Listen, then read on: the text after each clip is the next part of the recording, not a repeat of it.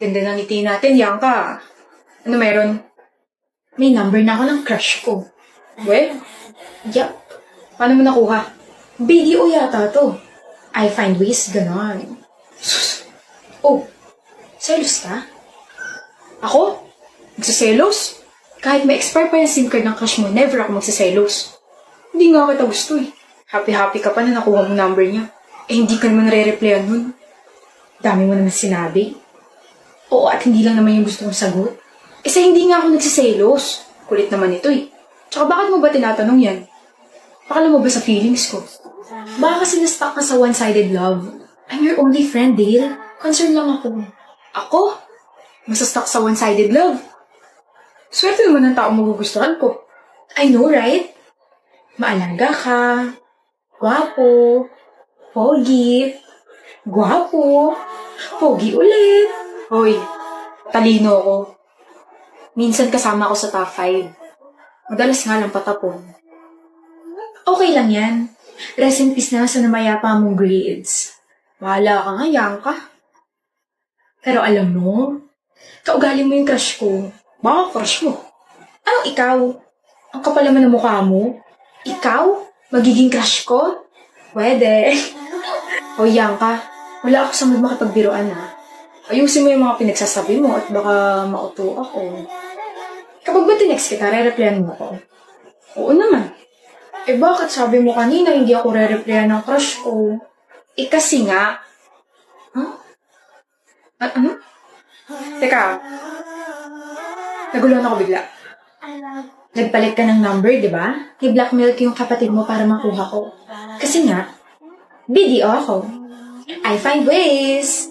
Bianca. Yes, my lovey-dovey crush. Gusto mo bang makutos? Hindi nga talaga ako nakikipagbiruan. Ako ba talaga gusto mo? We, may trust issues ka ba, ha? Gusto mo ba ako na yung mandigaw para maniwala ka? Bianca! Ano? Ba't ka sumisigaw? Gusto kita. Dale! Ano? Gusto rin kita. Bianca! Ano na naman? Kinikilig ako. Ako rin kinikilig. Liligawan na kita. Bahala ka dyan. Sasagutin na kita, bahala ka dyan.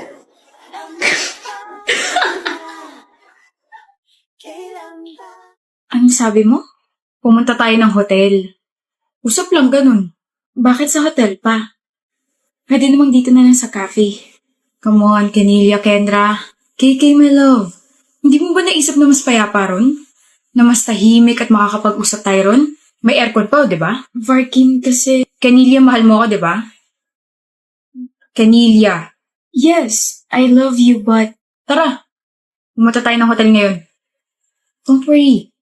I'll pay for everything. Ayoko. Canelia, don't make me lose my temper here. You don't want me to get mad, right? Kaya tara na. I promise you, everything will be worth it. Bakit ka tumigil? Varkin, ayoko. Ayaw mo? Bakit? Nag-aaral pa tayo eh. Ano naman? Hindi pa ako ready. Hindi ka pa ready pero ready ka makipaglandi at tawanan sa ibang lalaki? Working, yung boses mo. Baka alam mo kung tinataasan kita ng boses. Nakakainis ka kasi. Tsaka ano sabi mo kanina? Mahal mo ako? Huwag naman pala eh. Bumigay ka na. Huwag mo akong pilitin. Hindi kita pinipilit. Inuutusan kitang babae ka. Wala ka nang ibang magandang ginagawa tapos ganito ka pa. Tara na kasi. Hindi mo talaga ako mahal, no? Ano? Huwag mo akong dramahan, Canelia. Hindi mo talaga ako mahal, Varkin. May gusto ka lang makuha sa akin. Pagkatapos nun, itatapon mo na lang ako na parang basura. Paano mo nalaman? Tain na, matalino ka nga pala. Bakit? Wala lang. Trip-trip lang namin magkakaibigan. Hindi ka naaawa sa akin? Mas naawa ako sa sarili ko. Pinatulan kita eh. Tutuloy ba tayo sa hotel o ano? Varkin, ayoko. Ayoko. Ayaw mo talaga? Tiga Batangas ka pa, di ba? Umuwi ka mag-isa mo. Paka-arte nito.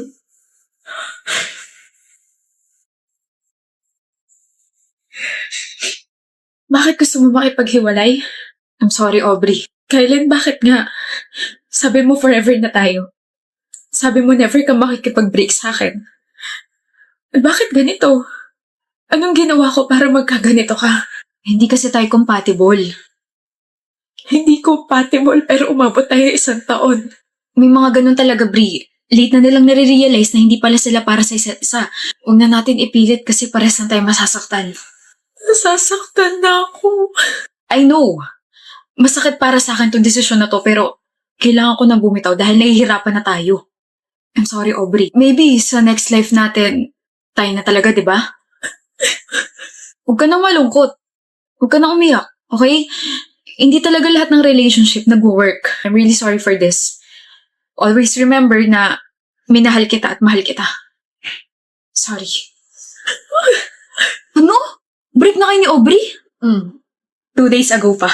Parang hindi ka broken-hearted ah. Ginusto mo?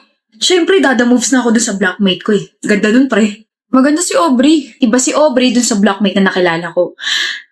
Sobrang, alam mo yun, swak yung personality namin. Parang nag-click agad kami. So, nagkagusto ka sa blockmate mo habang kayo ni Aubrey? Oo. Walang yan. Muntik na nga ako matawa kay Aubrey habang nakikipag-break ako sa kanya eh. Bakit? Iyak nang iyak. Konti na nga lang parang tutulo na yung uhog eh. Wala eh. Patay na patay talaga siya sa akin kaya ganun. Hindi siya umiiyak. Ano, Basti? Hindi siya kako umiiyak, Kylin. Ano, hindi? Wala ka ron. Nandun ako. Nakausap ko pa nga siya eh. Hindi siya umiiyak, pre. Peke yung iyak niya. Breeze. Huh? Basti? Kayo na ka pa nandyan? Oo. Sorry, pero... Huh? Umiiyak ka lang, di ba? Tapos, biglang... Wow, ang bilis namang mag-shift na emotions mo. Hindi naman ako naiyak. Pero, tingin mo nasaktan ako sa pakikipag-break ni Kylen? I already prepared myself kasi alam kong may bago na yung buwisit na yun. Ano raw sabi niya? Masakit para sa kanya yung desisyon na ginawa niya? Maybe sa next life kami na talaga? Sarap isuka ng mga kinain ko kanina. Shucks, kinikilabutan ako. Pero bakit ka umiyak kung ganun? Kasi natutuwa si Kylan kapag umiiyak ako. Feeling niya, kinagwapo niya na iniiyakan siya ng mga babae. So hello, I'm a theater actress. Sayang naman kung hindi ko gagamitin sa kanya yun, di ba? He's already stupid na hindi siya agad nakipag-break sa akin. Pero lalo pa siya magiging tangat bobo kung ipagkakalat niya sa iba na iniyakan ko siya. But trust me, ipopost ako yung bank account ko. Ipagkakalat niya yan sa iba.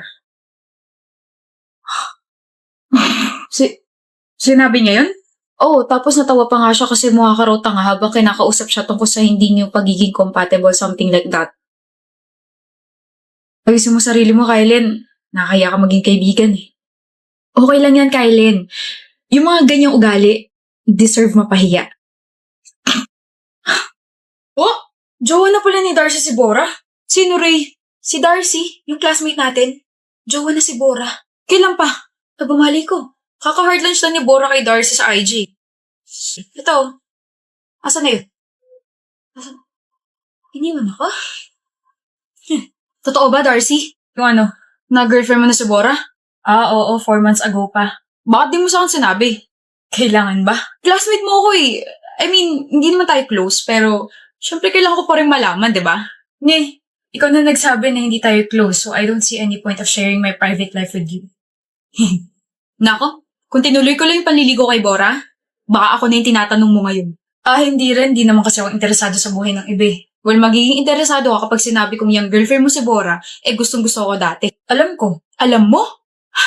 Alam mo rin ba na palagi niya akong pinupuntahan sa classroom dati para lang tanawin ako? Palagi niya akong hinihintay sa gate para sabay kami pumasok. Alam mo rin ba na palagi niya akong binibigyan ng mga kung ano-ano? Papansin sa akin yan dati. Talaga? Sure mo lang? Ano gagawin? Wala lang. Gusto mo medal for being her crush before? Marami ako sa bahay. Sinishare ko lang. Pas walang may pake, walang nagtatanong. Yabang mo ah. Malay mo, kaya ka lang niya sinagot kasi nakikita niya ako sa'yo. Kung ganun man ang nangyari, kakaawa ka naman. Gusto niya ako kaya niya ako sinagot. Sus, palusot lang yan. Alam mo ba na kaya ako tinigil yung panliligaw kay Bora kasi na-realize ko na hindi ko pala siya type. Na sobrang arte niya kaya. O tapos? Wala. Gusto ko lang din i-share at pagmayabang sa'yo na first love ako ng girlfriend mo. Swerte ko, diba? Who said you're my first love? Bora. My gosh, kaya pala everyone's asking me if I super like you kasi ganyan yung pinagkakalat mo like, ew? Ano? Hindi mo siya first love, B? No! First ka siguro, oo. Pero totoo naman, diba? Sabi mo gusto mo ko. Umamit ka pa nga sa akin dati. Yes.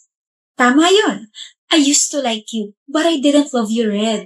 Hindi rin totoo na I always go to your room para tanawin ka, hindi kita hinihintay sa gate, and hindi kita binibigyan ng kung ano-ano. Hindi ko sasayangin yung pera ko dahil lang gusto kita dati. Hala, hindi totoo yun?